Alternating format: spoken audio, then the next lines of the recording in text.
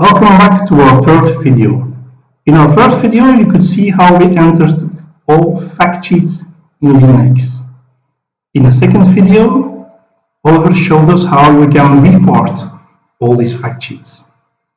And in the third video, this one, I will show you how you're going to do detailed analysis of all the fact sheets out of LeanIX. So let's enter first the object where it started with. We have the objectives, and within the objective we could choose from goals. We chose for this one, stabilize and increase. We are going to use the Relation Explorer to serve between the fact sheets. Here you could see that this goal has three course of actions. We choose the third one, enable. And then you could see that this course of action was being realized by a business capability, incident management. For this incident management, we need at least applications, we need processes, etc. The process we showed you here was change management process. When we go to the fact sheet of change management process, we get all the details.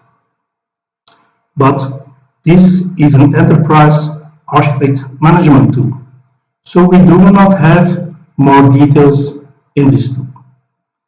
The business process, change management process, is the lowest level of documentation in this tool. If you want to document this process, or an application, or an integration or data, we go into our next tool.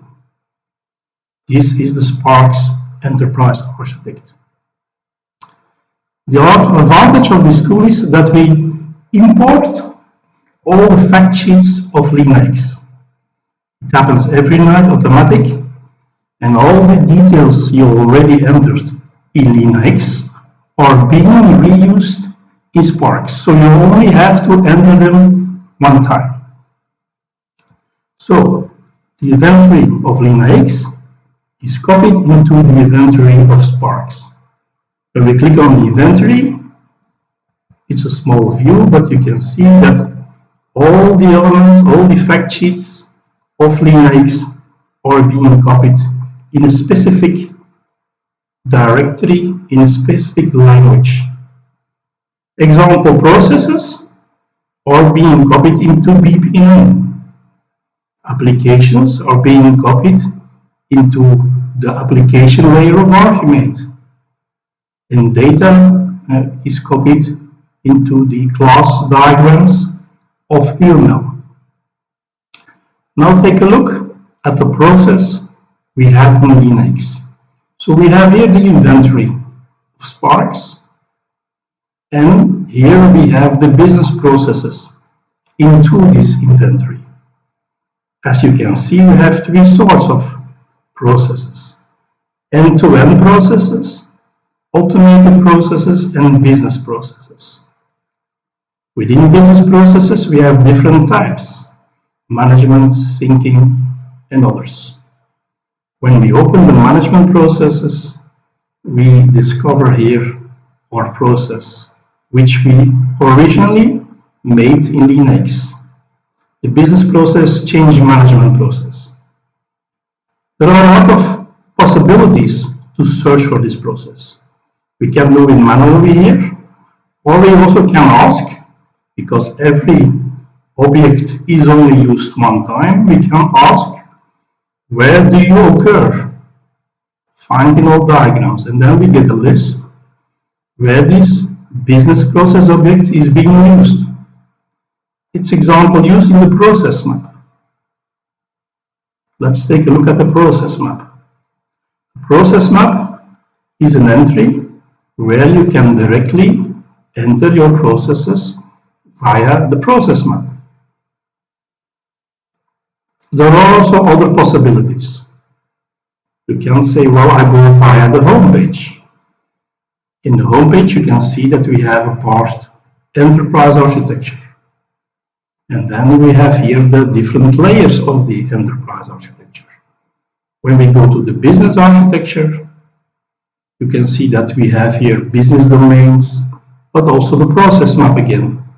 When we click on the process map, you see that we have here the business process, change management process.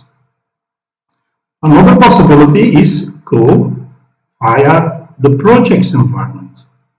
The projects environment is a temporary package. Whenever you are developing something, when you are analyzing something, you put that in a project. And of course, you can find the projects in LeanIX. Here you see a lot of projects which are busy. And here we see example, the project Next Phase on Freshworks. This was also the project of the business process in LeanIX. So let's go into this project.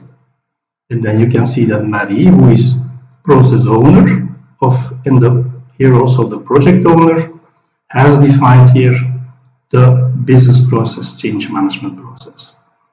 This level is the same as in LeanIX, but when you click on it, you go deeper in detail and you see immediately on the left side that we are now in BPMN. So this process, business process, is now being analyzed further in detail. As you can see here, this is BPMN, the first level of BPMN. This is the way this process can start. And as we can see, there are 3 sub-processes in this business process. That's why we have here a BP and we have here an SP to show us which granularity of process we are. So this is the highest level, or even can be higher when it's an ETE, an end-to-end process. This is the business process, and these are sub-processes. The sub-processes are there to cut the business process into parts which can be maintained very easily. So when we click on a sub-process, we enter that sub-process within the business process, and as you can see here, now we have the swimming lanes, we have the activities, we have the gateways, etc.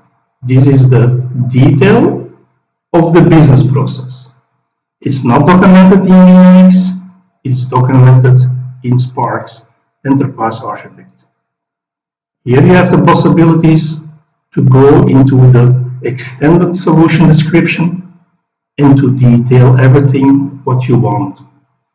We have a lot of modeling languages like CMN, Archimate, BPMN, etc. So there is no need for another tool. Thank you very much for your time.